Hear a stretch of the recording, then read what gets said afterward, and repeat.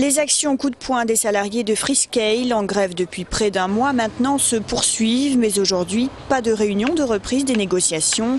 Le comité de grève campe sur ses positions. Une réunion devait avoir lieu aujourd'hui, mais elle était subordonnée à deux conditions inacceptables pour les salariés, qui étaient l'arrêt de la grève dès vendredi soir et le liquidage du camp de base ici. Tout ça dans l'attente d'une réunion aujourd'hui. Bon, on n'a pas bien sûr accédé aux demandes de la direction, donc la réunion est annulée. Les syndicats FO, UNSA et CFE-CGC, qui ont obtenu 67% des voix aux dernières élections, de leur côté ne voient pas les choses de la même manière. Et même s'ils ne dénoncent pas ouvertement la grève menée par l'intersyndicale CGT, CFDT, CFTC, ils déplorent la situation.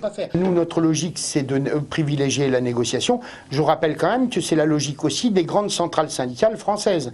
M. Bernard Thibault, Chérec, etc. parlent d'emploi. Quand on restructure, etc., les gens de Molex, ce qu'ils réclamaient, c'est la réindustrialisation de leur entreprise et des emplois. De son côté, la direction dit avoir toujours prôné le dialogue, et ce à travers les 14 réunions de négociation qui ont déjà eu lieu.